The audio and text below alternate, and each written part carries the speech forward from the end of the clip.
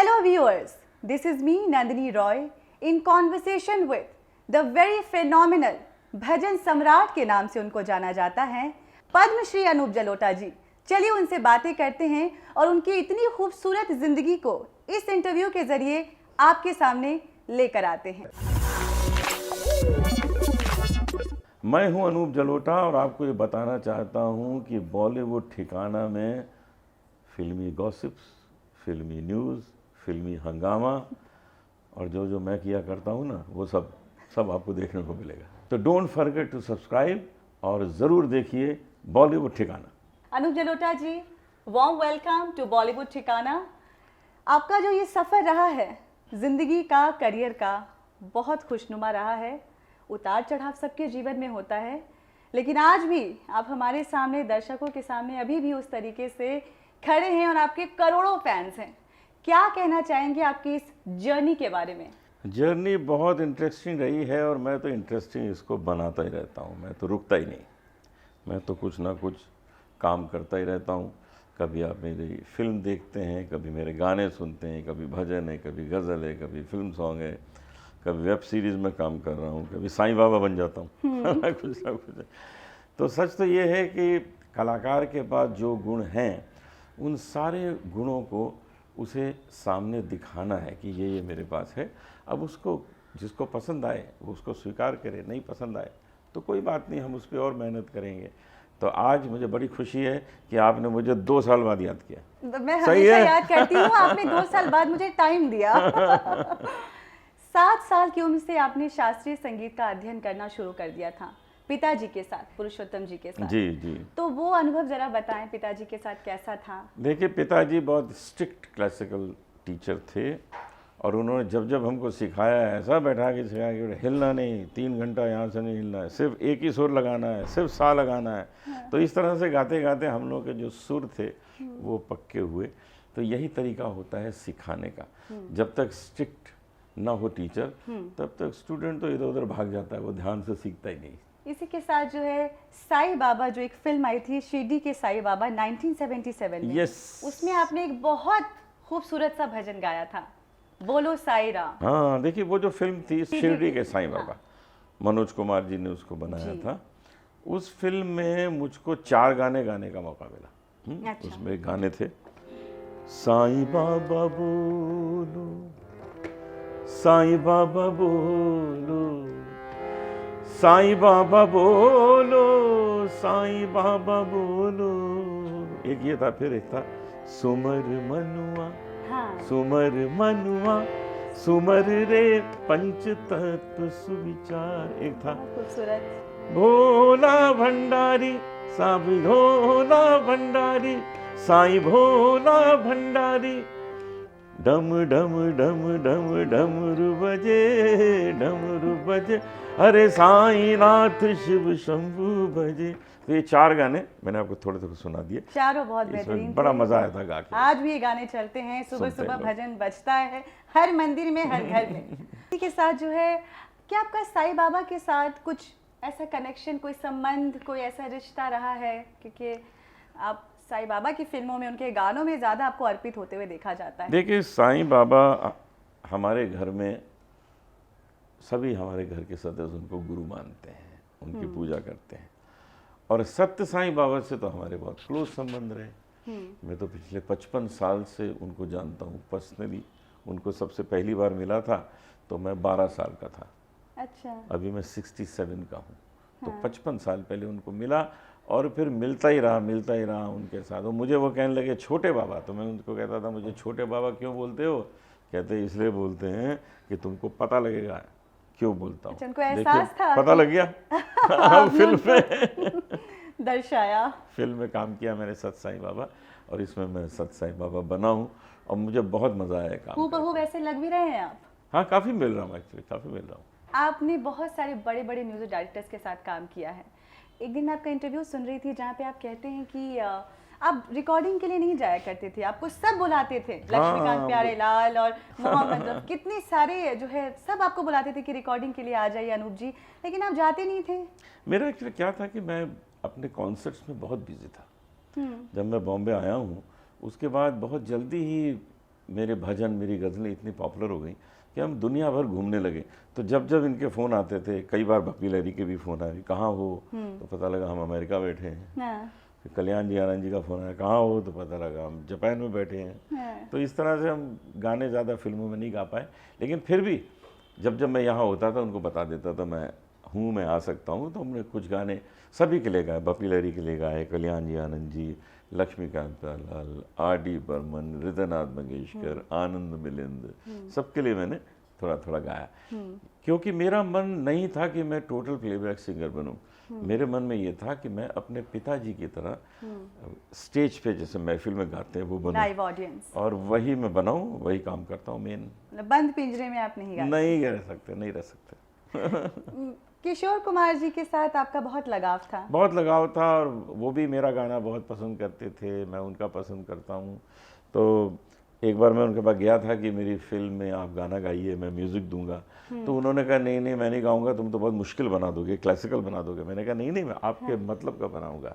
तो देखिए मैंने जो गाना बनाया था उनका कैसे था।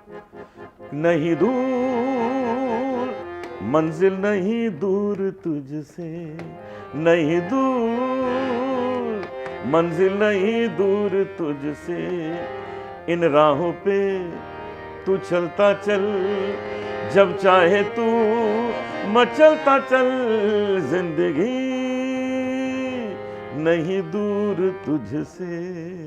देखिए लगता ना किशोर कुमार के लिए मैंने बनाया तो उनको बड़ा अच्छा लगा, कहने लगा यार ये तो बिल्कुल मेरे लिए बनाया है। और उन्होंने पैसे भी नहीं लिए थे इससे, आपने कहा भी था बिल्कुल, उन्होंने कहा मुझे नहीं चाहिए पैसा तुमसे। किशोर कुमार जी के इंटरव्यूज बहुत कम हैं, इतने बड़े लेजेंड है बट उनके इंटरव्यूज बहुत कम दिखते हैं। तो आप जरा बताइए कि वो कैसे थे, मतलब असल में वो अपनी ज़िंदगी में बहुत बिजी रहते थे, अपना खूब रियाज करते थे। घर में बैठ के सहगल साहब के गाने सुनते थे और सहगल साहब के गाने की कॉपी किया करते थे। तो अगर कोई ये कहे कि जी सहगल साहब का गाना तो कुछ है ही नहीं, तो ये ऐसा नहीं समझना चाहिए। सहगल साहब के गाने को लता जी भी बहुत पसंद करती हैं और किशोर कुमार बहुत पसंद करते हैं। एक बार अमित कुमार ने कहा कि आप इतना सहगल साहब को सुनते हैं, उसमें क्या विशेष बात है। तो किशोर कुमार जी ने एक गाने की 2 लाइन बोली कि ये गाना तुम मुझे 3 दिन बाद सुना देना सहगल साहब का, तो अगर तुम गा लोगे तो मैं मान जाऊंगा। और वो इतना मुश्किल है वो लाइन, और ऐसे नेचुरल चलती है। मैं क्या जानूं क्या जादू है, जादू है, जादू है, इन दो नैनों में जादू है, जादू है। मैं क्या जानूं क्या जादू है। तो ये मुश्किल है कि ऐसा थोड़ी कि कोई बिना सीखे गा लेगा। उनके अंदर नेचुरल भी था और उन्होंने सीखा भी था। सीखा भी था। आपने बहुत सारे ऐसे आज के युग के इतने सारे सिंगर्स हैं, जैसे ऋचा शर्मा हो गई, कनिका कपूर हो गई, जसविंदर नरूला हो गई, इन सभी के सक्सेस के पीछे क्या आपका हाथ है? बिल्कुल हाथ मेरा नहीं है, मैं सिर्फ उनको गाइडेंस करता हूँ, बता देता हूँ ऐसा करो तो अच्छा होगा। 2-4 म्यूजिक डायरेक्टर्स को फ़ोन कर देता हूँ, भाई इनको सुनो, बहुत कहीं अच्छा ना कहीं आपने पुश तो दिया ही है ना उनके करियर तो में, भले टैलेंट उनका है। किसी में अगर टैलेंट है तो वो अपने आप आ सकता है, उसको थोड़ा बहुत पुश तो चाहिए, कम से कम मिलाना तो है ना, मिलाना तो पड़ेगा कि भाई इनका गाना सुनिए। और एक बार सुन लिया उन्होंने, फिर वो मुझे कहते हैं भाई आपने बिल्कुल सही सिंगर से मिलाया, क्योंकि हम इनको गवा रहे हैं, हमको बड़ा मज़ा आ रहा है। और कहीं ना कहीं उदित नारायण जी को भी आपने थोड़ा प्रमोट किया था। उदित को भी हमने शुरू में कुछ फिल्म में गवाया था जब वो नया नया आया था, तो वो गाना बहुत पसंद किया गया। आशा जी के साथ हमने डुएट गवाया था उसको। और आपके हिसाब से ऐसा कौन सा सिंगर है जो तहलका मचा रहा है आज के ज़माने में? आजकल तो अरिजीत सिंह के तहलके हैं, अरिजीत सिंह सबसे ज़्यादा गा रहे हैं, और है भी, मिठास भी है गाने में, अपना अंदाज है। लगता है कि कोई आदमी थोड़ा हल्के से नशे में गा रहा है, वो जो उसका नशा है वही लोगों के सर पे चढ़ के बोल रहा है। मेधा जी जो है बहुत प्यारी थी, आज भी हम सभी उनको याद करते हैं, और आप पति के तौर पे आपने हर चीज़ किया उनके लिए, जो कि एक पति का को करना ही चाहिए। तो मेधा जी का कौन सा फेवरेट ऐसा गाना था आपका जो कहती थी कि अनूप जी आप सुनाइए? मैं आपको सुनाता चाय हूं। पीते पीते। 14वीं का चांद हो, या आफताब हो, जो भी हो तुम खुदा की कसम लाजवाब हो। चौदहवीं का चांद हो, जुल्फे हैं जैसे कांधे पे बादल गिरे हुए, आंखें हैं जैसे मैं के प्याले भरे हुए, मस्ती है जिसमें प्यार की तुम वो शराब हो। चौदहवीं का चांद हो या आफताब हो, जो भी हो तुम खुदा की कसम लाजवाब हो। चौदहवीं का चांद हो। बहुत खूबसूरत। Thank you. आपने अपने जीवन में बहुत कुछ हासिल किया है, कभी ऐसा लगता है उम्मीद से ज़्यादा मिल गया हो, या फिर अभी भी कुछ अधूरापन लगता है कि अभी ये चीज़ तो अधूरा है, करना है जी हमेशा लगता है कि कुछ ज़्यादा मिल गया है, अच्छा। इसीलिए तो खुश रहता हूँ हर वक्त। पर आजकल के ज़माने में लोगों का क्या है, वो बोलते हैं कि सेटिस्फाइड हमें नहीं होता, वो बहुत ग्रीड दिखाते हैं, चाहे जितना मिल जाए। मुझे तो बहुत मिल गया, बहुत मिल गया, कई गुना ज़्यादा मिल गया मेरे टैलेंट से। तो मैं तो समझता हूँ ईश्वर मुझ पर बहुत ज़्यादा मेहरबान है, बहुत मेहरबान है। अनूप जी, अब हम थोड़ा सा रैपिड फायर खेलेंगे, उसके बाद फिर जिसका सभी को इंतजार है, बिग बॉस की चटपटी गॉसिप, उसी का तो इंतजार है दर्शकों को। तो सब पहले रैपिड फायर खेलते हैं, फिर बिग बॉस के उस पे चलते हैं। Let's start. What would you prefer, yes और नो में आपको जवाब देना है। लव मैरिज और arrange marriage? Love marriage. Life inside Bigg Boss और life outside Bigg Boss? Life outside Bigg boss.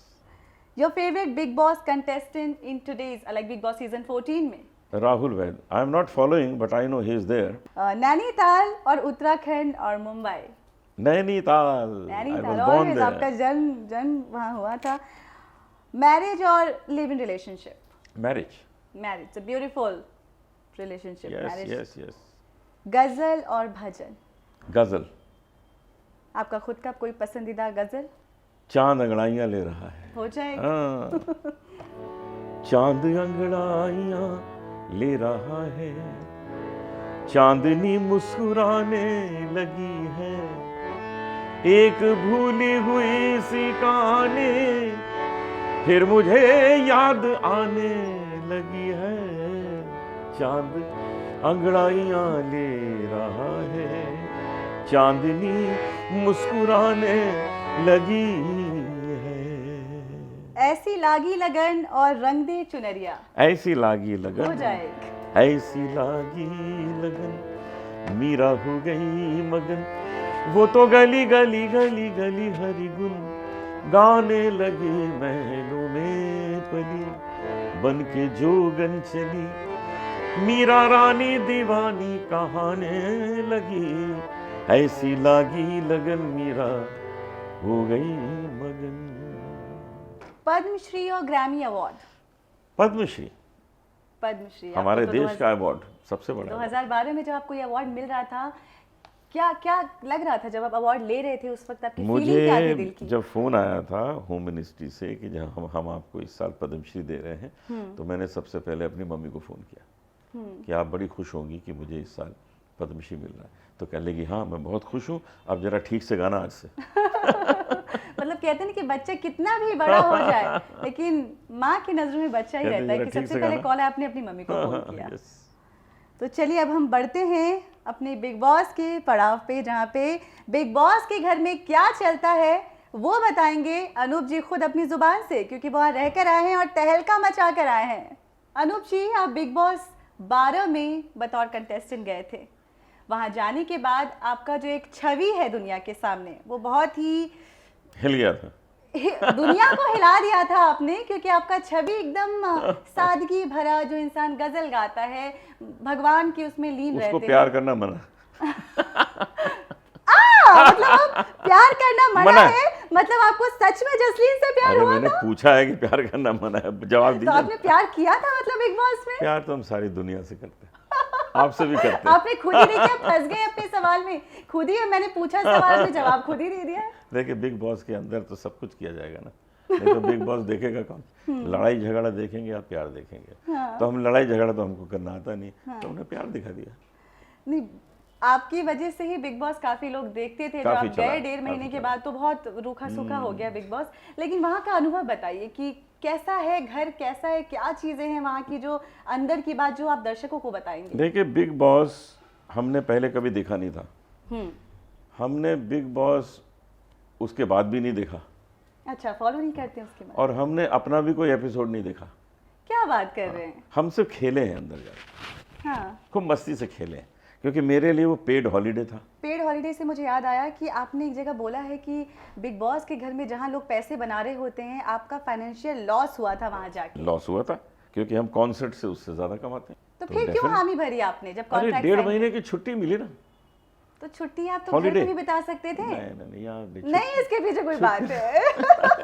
आप चाहते थे कि थोड़ा सा दुनिया को अपना कूल योयो अनुजी वाला साइड दिखाएं, तो इतना टाइम क्यों लग देखिए, गया आपको नया- दूसरे शेड को दिखाने में? नया एक्सपीरियंस करने गए थे कि मामला क्या है वहाँ, है क्या, और थोड़ा शुद्धिकरण भी करने गए थे वहाँ। बिग बॉस को अच्छा बनाने गए थे, और वो हमने किया भी वहाँ। लेकिन बहुत मज़ा आया। मजा आया। मैं फिर चला जाऊँगा, अगर बुलाएंगे ना फिर चला जाऊँगा। आपको जाना ही चाहिए, क्योंकि राखी सावंत जो है खूब मजे ले रही थी उसको- जब आप बिग बॉस के घर में गए सही थे। कर देंगे। है ना कि जलोटा अपना लोटा संभाल, कुछ ऐसा जो है अभद्र भाषा का इस्तेमाल किया था। अब आप टिप्पणी दीजिए थोड़ा उन पे, ताकि मैं बताऊँ उसकी रोटी इसी से चलती है ना, नहीं, बेचारी भूखी मर जाएगी अगर वो ये सब नहीं करेगी तो। मतलब कुछ ना कुछ अटपटा करती उसको कुछ रहती है। टेढ़ा मेढ़ा करना है जिससे कि लोग उसको देखें, उसका पढ़ें। क्योंकि और वो किस तरह पैसे कमाएगी, नहीं तो बताइए। सही बात है। उसका यही तरीका है धन कमाने का। तो मुझे मिलती है कभी कभी। अच्छा, आप मिले हैं? हाँ, उसके बिग बॉस के बाद भी मिले हैं। हाँ। और मुझे कहती है सॉरी, आपको तो पता है यही मेरा काम है, इसी से मेरा घर चलता है, मेरा किचन चलता है।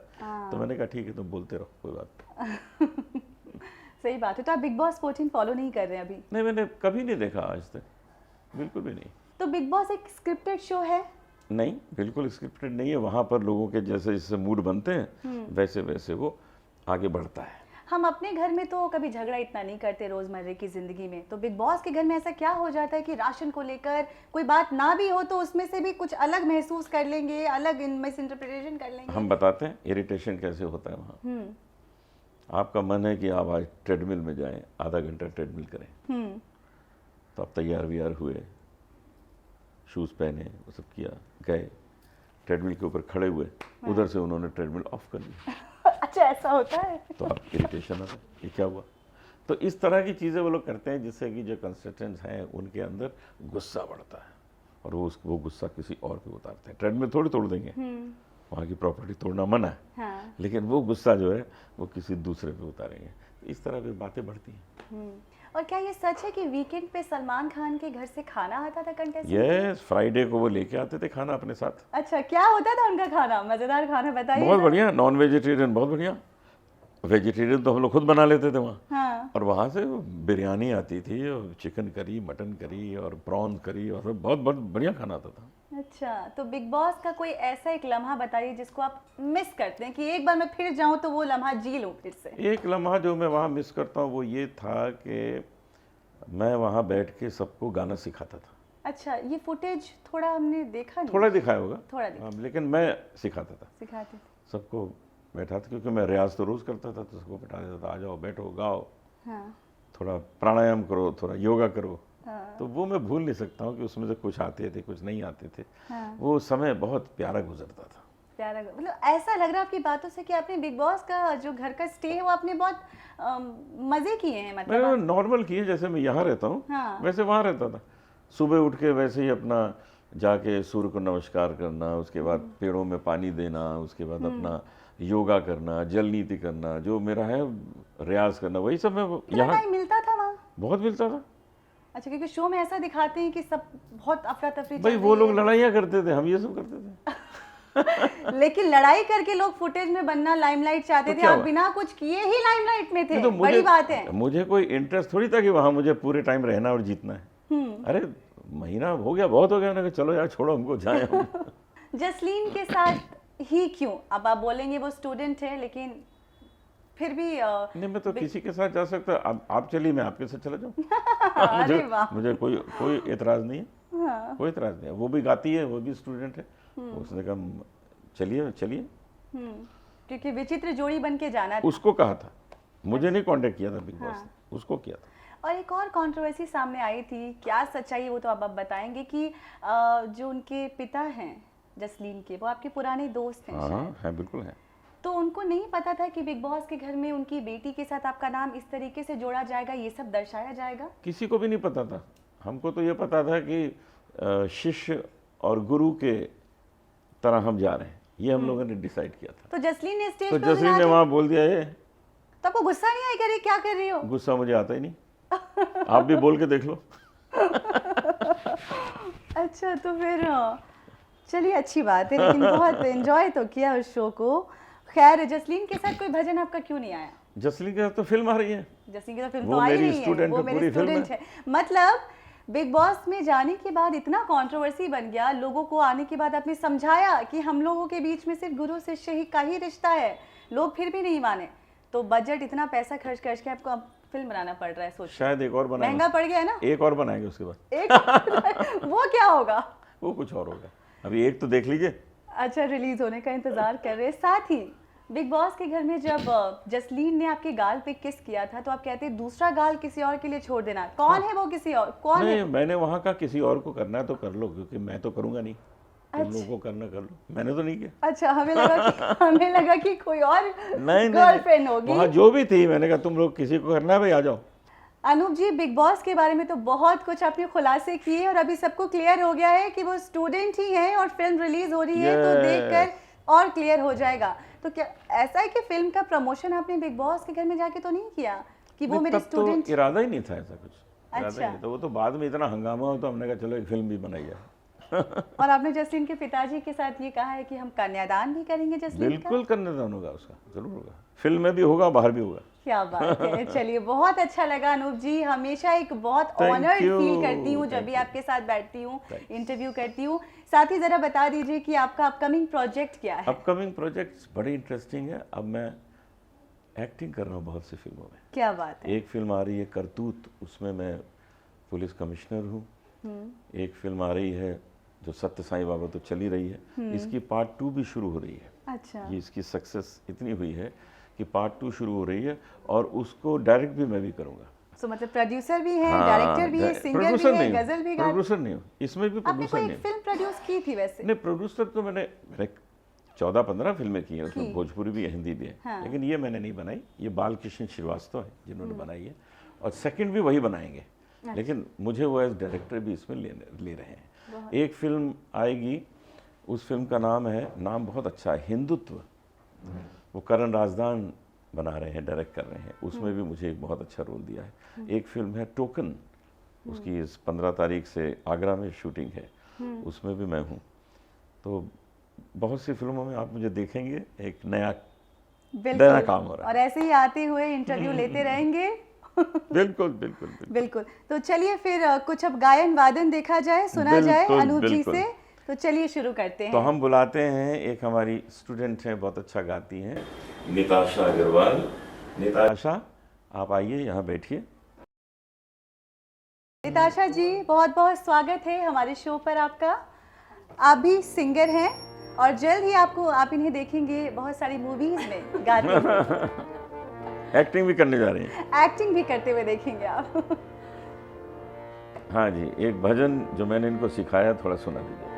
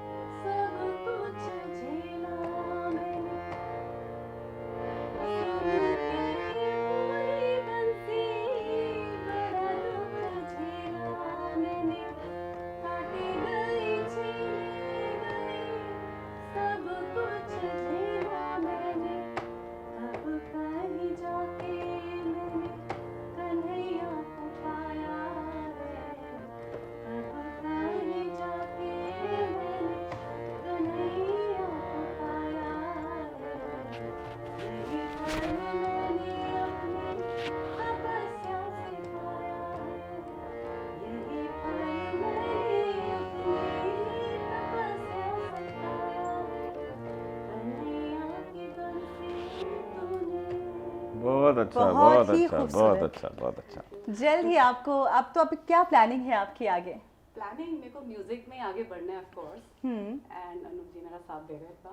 अरे वाह। मेरे को इतना सिखा भी रहे हैं, प्लस अपॉर्चुनिटीज मिल रहे हैं to perform with him on stage, so तो मैं कहीं नए टैलेंट मिलते हैं तो उनको कोशिश करता हूँ सिखा के फिर अपने साथी गंवाऊँ और दूसरी जगह भी उनको मौका मिले। इसी तरह जो लिरिक राइटर्स हैं उनको भी मैं ढूंढता हूँ, अच्छे लिरिक राइटर। तो अभी एक यशोदा एक कवित्री है, वो भी यहाँ आई हुई है, तो यशोदा को हम बुलाते हैं, तो तुम जाओ, तुम्हारी जगह यशोदा आ जाएगी।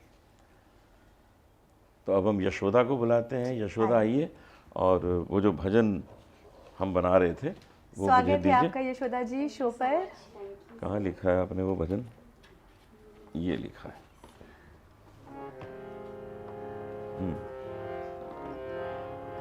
आया ना कोई राम मगर शबरी सा इंतजार किया है, आया ना कोई राम मगर शबरी सा इंतजार किया है। मैं तो वो मीरा हूँ जिसके मोहन ने ही जहर दिया है। क्या बात है, ये इन्होंने लिखा है। हाँ, इनका लिखा हुआ है। ब्यूटीफुल। मैं तो वो मीरा हूँ जिसके मोहन ने ही जहर दिया है। देखिए, दिल को छूने वाला है। बहुत सुंदर लिखा है। गाने का आप भी शौक रखती हैं? थोड़ा बहुत। तो थोड़ा हो जाए आपके। थोड़ा गाओगी कि बहुत गाओगी? कुछ तो गाएंगे। यही लाइन गा दो। आया ना कोई राम मगर शबरी सा इंतजार किया है, मैं तो हूँ मीरा जिसके मोहन ने ही जहर दिया। बहुत अच्छा, बहुत अच्छा। बहुत खूबसूरत। तो इंसान के अंदर जो खूबियां हैं वो मुझे नजर आती हैं, तो मैं उनको जरूर आगे बढ़ाने की कोशिश करता हूँ। बिल्कुल। उनमें तो एक यशोदा है। थैंक यू सो तो आप लिखना चाहती हैं? आपने मुझे कहा आप गुलजार जी को इंस्पायर हैं उनसे। मतलब अगर मुझे लिरिक्स लिखने हैं और गीतकार बनना है तो उन जैसा बनना है, ऐसा जिसमें जो नाम भी हो और काम भी हो। अच्छा, तो आप अभी धीरे धीरे और इंडस्ट्री। किसी भी गीत में ये मानती हूँ कि गीत जो होते हैं ना, वो एक, ये फिलहाल एक बंद शब्दों की डायरी में है। जब तक इसको एक अच्छे गीतकार या सिंगर उनको नहीं गाया, जैसे अनूप जी ने मीरा का जब भजन गाया है, उनको 4 चांद लगा दिए हैं, वो शब्द निखर के आता है, तो बहुत ही अच्छा गाया है, जो मेरे लिए ब्लेसिंग्स है। बिल्कुल ब्लेसिंग्स हैं, और बहुत जल्द अच्छा ही हम गाया, आपको बहुत। देखेंगे बहुत कुछ लिखते हुए और आपको इन्हीं के लिखे हुए गाते हुए। यस, बहुत जल्दी। Thank you so much viewers. ये थे अनूप जलोटा जी, जिनके साथ हम अभी बात कर रहे थे, गपशप कर रहे थे, और इसी तरीके से हम मिलते रहेंगे अनूप जी से बार बार। आप ज़रूर बताइए कि आपको ये इंटरव्यू कैसा लगा।